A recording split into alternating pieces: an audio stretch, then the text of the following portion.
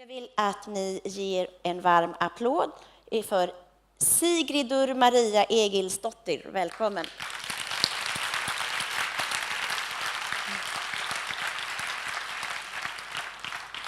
Welcome, Sigge. Hey, tack.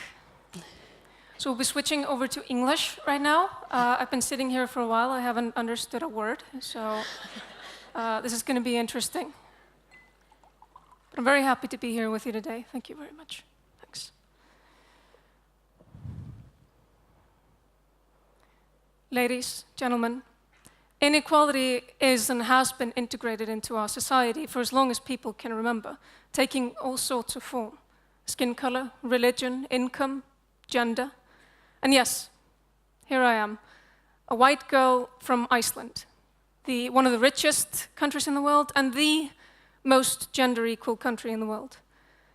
Feast your eyes. This is what a privileged woman looks like. But the fact remains that I am a woman.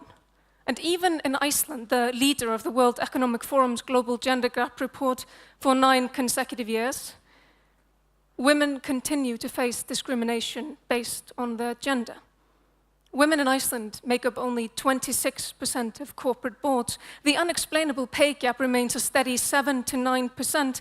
And in the most recent election, held only about a month ago, we went from a record-breaking 49% representation in parliament to 38%. And even though 11% might not sound like very much, it was enough to plunge us from 4th place worldwide down to the 19th. The country that is #1 in the world still has ways to go in the fight for equality. And although we can surely take pride in how far we've come, we still have a responsibility to do better. Responsibility to finish the race. Because if the front runners throw in the towel mid-race, then we give others an excuse to give up as well, and that is inexcusable. What us Westerners might not fully realize is that the world is still an unspeakably harsh place for most women in the world. Society's deeply integrated belief that women are inferior to men continues to lead to millions and millions of girls being killed, neglected, or abused every single year.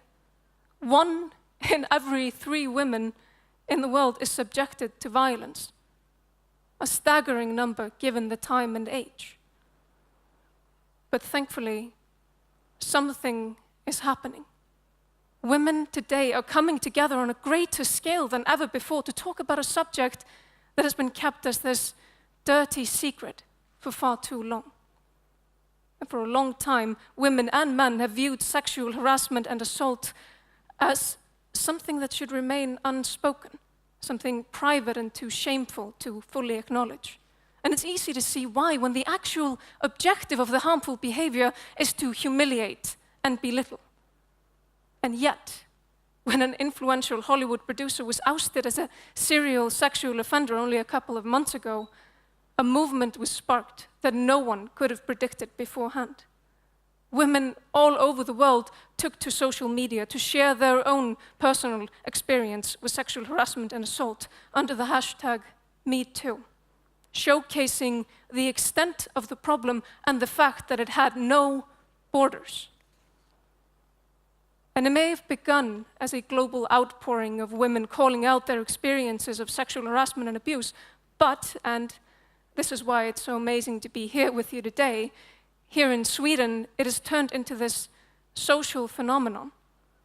Women from different professions, ranging from arts, law, media, sports, journalism, are teaming up to call out the sexual harassment they face from male colleagues, highlighting the discrimination and difficulties women face every day. And just last week, Iceland followed your example.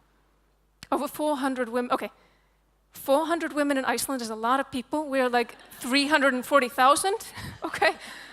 So when I say over 400 women in politics, that's a lot. And over 400 women in politics shared their personal stories and signed a petition calling for the end of sexual harassment in the field. And the response? 15 men in parliament agreeing to do so. 15 out of 39 parliamentarians. 15 av 39. But the biggest lesson of it all has been to see just how widespread the problem really is. And the groups of women that have stepped forward so far are all members of professions that could be described as economically powerful.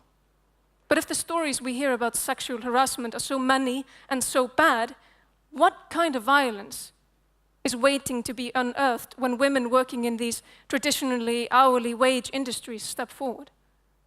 What kind of stories do waitresses have to tell? Domestic staff, nurses, teachers? The truth is that men who harass others believe they're entitled to do it and that they can get away with it. And there is no status or higher education that can save you from it. That much is clear.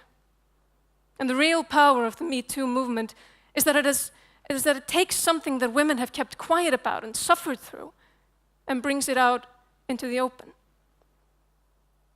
And once something like that breathes fresh air, once women realize that they're not alone in what has been the source of pain, that sense of awareness transforms into a movement that attempts to get people to understand the prevalence of sexual harassment and assault in society, to get women and men to raise their hands by giving them the realization that they're not alone, that you are not alone, that we are not alone.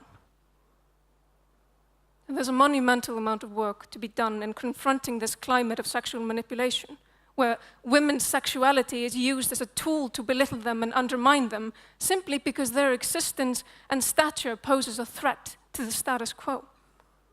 But women's sexuality has been used against them for as long as people can remember, ranging from flat-out sexual assault to harassment as a means to force them to stay silent.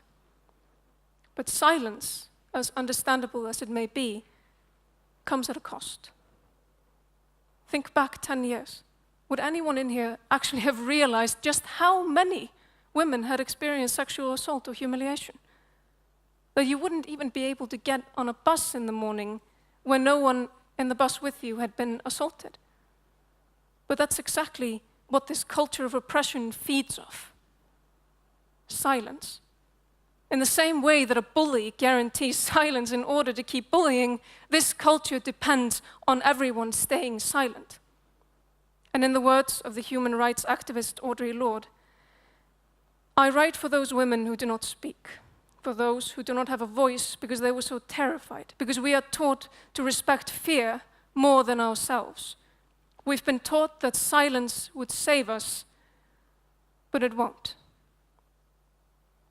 Silence is a burden. And in this case, it's the idea that the sufferer should carry the hurt and the humiliation in order not to cause discomfort to others. That the harassment and the abuse is somehow just a normal part of being a woman. And the Me Too movement has shed a very, very bright light on that issue. But of course, every movement sparks a reaction, especially a movement that calls for one social group to take action for another.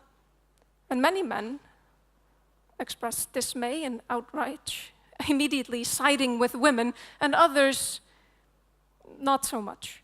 The instant reaction seemed to be to go on the defensive and mansplain in academic detail what the consequences of breaking the silence would be. Men will be scared to approach women now. You're making everything seem like harassment. You're generalizing, not all men, not me. And then there's my favorite. You'll miss us when the flirting stops. As if men would be moving to another planet in light of the information, or as if there's some blurry line between harassment and flirtation. But you know what? If the line is so confusing, then let me draw it out for you very, very clearly. Don't grab me. Don't talk down to me because I'm a woman. And don't do something that you wouldn't want others to know that you did. It's simple as that. Because human interaction is a two-way street. And I'm sorry to say it, women can't win this battle alone. If we could solve the issue of violence, harassment, and sexual assault on our own, we would have done it by now. But we need men to stand up with us. We need men to shift their focus from the defensive stance of not me and over to I will speak up when I see it, and I will stand with you. Ladies and gentlemen, something is happening. We have the momentum, and we're at a tipping point. It's up to us what happens next, and we have two options. We either take advantage of it and change the rules, or we allow the moment to pass and wait for the next one. But if the history of women's rights has taught us anything, it's that waiting achieves nothing. If we want change, we have to demand it. And even if it's hard, difficult, and uncomfortable, it will never be as difficult as carrying the burden of silence alone. And we won't stay silent any longer. The metoo movement is forcing the world to acknowledge the discrimination, to face the problem it has deliberately averted its eyes from for thousands of years, and say enough is enough. It's time for a change. Let's be that change. Thank you.